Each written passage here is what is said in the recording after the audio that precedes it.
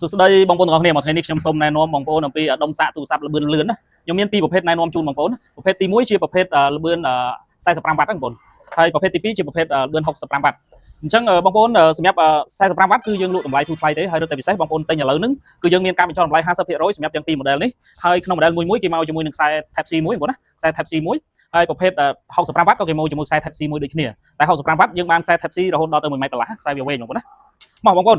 ឥឡូវខ្ញុំបញ្ជាក់បងប្អូនមួយថាវាមានអត្ថប្រយោជន៍មិនខ្លះនេះប្រភេទ45វ៉ាត់យើងមាន3ពណ៌មានសមានទឹកក្រូចហើយនិងពណ៌ផ្ទៃមេឃប្រភេទហ្នឹងគឺជាប្រភេទវ៉ាត់ពេញបងប្អូនដែលបងប្អូនសាកទូរស័ព្ទទៅលឿនមែនទែនឆាប់ពេញហើយគេមកជាមួយនឹងរុន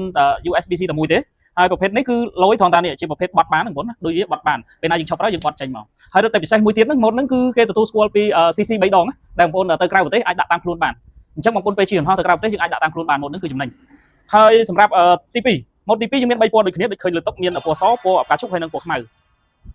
ហើយសម្រាប់ប្រភេទហ្នឹងគឺជាប្រភេទ65វ៉ាត់យើងសាកលឿនលឿនដូចគ្នាហើយអ្វីដែលពិសេសគេសាកបានទាំងទូរស័ព្ទ tablet ហើយនិងកុំព្យូទ័រប្រភេទ MacBook អីក៏សាកបានដែរបងប្អូនណា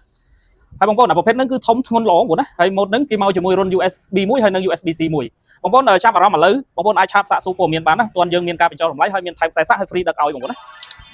ហើយសម្រាប់អីវ៉ាន់យើងមួយបងប្អូនគឺធានាទាំងគុណភាពនិងតម្លៃជូនអានេះគឺតម្លៃសមរម្យមែនទែនហើយសម្រាប់65វ៉ាត់ក៏តម្លៃធូរដែរបងប្អូនអត់ដល់$20ទេអញ្ចឹងបងប្អូនអាចឆាតសាកសួរឥឡូវបានហើយបងប្អូនមកផ្ទាល់ក៏យើងមានការបញ្ចុះតម្លៃពិសេសដែរទីតាំងយើងនៅលើផ្លូវ2004ខាងលិចស្តុកអង្គតមិញ50ម៉ែត្របងប្អូនអាចមកសាកតេស្តក៏បានបងប្អូនទិញតាមអនឡាញក៏កុំបារម្ភព្រោះអីវ៉ាន់យើងឡាយមិនគឺអញ្ចឹងហើយបងប្អូនអរគុណច្រើន